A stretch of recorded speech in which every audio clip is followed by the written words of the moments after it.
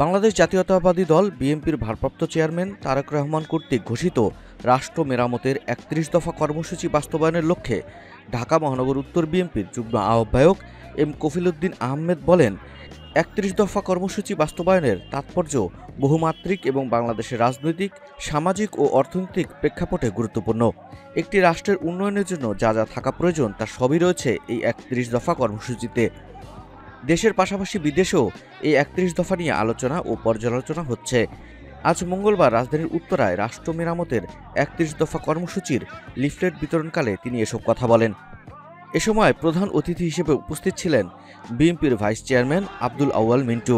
এ সময় আরও উপস্থিত ছিলেন ঢাকা মহানগর উত্তর বিএনপির যুগ্ম আহ্বায়ক ABMA রাজ্জাক, উত্তরের সদস্য মোতালেব হোসেন রতন, তুরাগ থানা বিএনপির সভাপতি আতিকুর রহমান আতিক, দক্ষিণখান থানার সাবেক সভাপতি শাহাবুদ্দিন সাগর, বিমানবন্দর থানার সাবেক সভাপতি জুলহাস পারভেজ, উত্তরা পূর্ব থানার সাবেক সাধারণ সম্পাদক অ্যাডভোকেট F ইসলাম চন্দন প্রমুখ।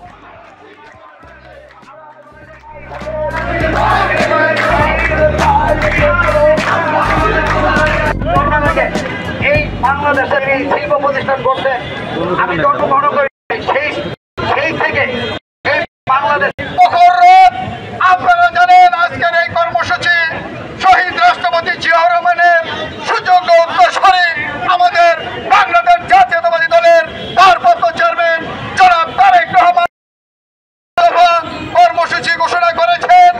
আপনারা এই কর্মসূচি আপনারা ঘরে ঘরে প্রতি মানুষের কাছে পৌঁছে দেওয়ার জন্য আমাদের পার্টির চেয়ারম্যান জনাব তারেক রহমানের নির্দেশ রয়েছে। তারই সুবাদে আজকের এই প্রোগ্রাম। বন্ধুরা আমার, একটি মানুষের দৈনন্দিন জীবনে তার যা যা দরকার এই ৩১ দফায় রয়েছে। আপনারা একটু মেহরবানি করে আমাদের আশেপাশে যারা আছে এবং বাড়ি ঘরে যারা আছে প্রত্যেককে আপনারা অভিহিত করবেন।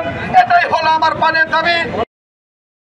আমাদের ভারপ্রাপ্ত চেয়ারম্যান জনাব তারেক রহমানের দাবি।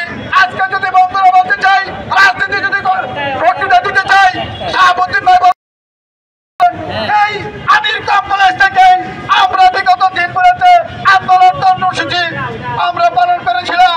কিন্তু দুঃখের বিষয়, সেই আওয়ামী লীগের বেতনদাররা বিগত ১৭ বছর আমাদেরকে এখানে দাঁড়াতে দেয় নাই। দেশের উন্নয়নের স্বার্থে অথবা সংস্কার প্রয়োজন। আরেকটা হলো বিচার।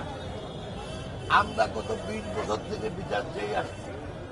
অন্যায়, অবিচার, প্রহসনমূলক নির্বাচন, জেল জুলুমের বিরুদ্ধে আমরা অন্যায়ের বিরুদ্ধে বিচার ২০ বছর থেকে। আমরা এখনো বিচার চাই। যারা অন্যায় করছে, অবিচার করছে, জেল করছে, জুলুম মানুষকে লাঞ্ছনা বাঞ্ছনার শিকার হয়েছে, তাদের সবাই আমরা অবিলম্বে বিচার চাই। তারপর নির্বাচন। একটা দেশে যদি নির্বাচিত সরকার না থাকে তাহলে সেই দেশ উন্নয়ন দৃষ্টান্ত। ওই দেশে এরকমই হয় মব জাস্টিস। আর এই মব জাস্টিস কারা শুরু করছে আপনারা ভালো করে দেখেন। আমরা দাবি করি যারা এই মব জাস্টিসের সাথে জড়িত তাদের সবাইকে আইনের আওতায় আনা হোক। কারণ মব জাস্টিস করে যারা মনে করে যে আমরা সরকার পালাই দিচ্ছি, সরকার পালাই গেছে আমাদের ভয়ে, তারাই এই মব জাস্টিস সৃষ্টি করতেছে। আমরা যারা এই মব জাস্টিস করতে চাই আমরা তাদের বিচার চাই। অতএব সরকারের কাছে আমি প্রথমে সরকারকে ধন্যবাদ দিতে চাই যে গত সপ্তাহে যখন উনি লন্ডন গিয়েছেন আমাদের নেতার সাথে বৈঠক করেছেন। এই জন্য আমি প্রধান উপদেষ্টাকে ধন্যবাদ জানাতে চাই।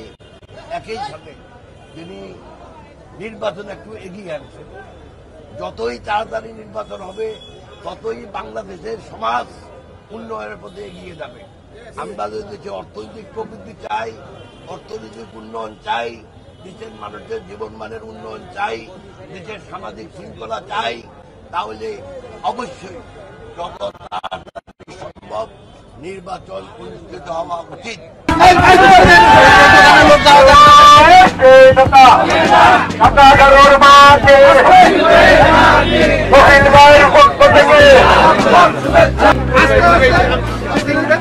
আসসালামু আলাইকুম।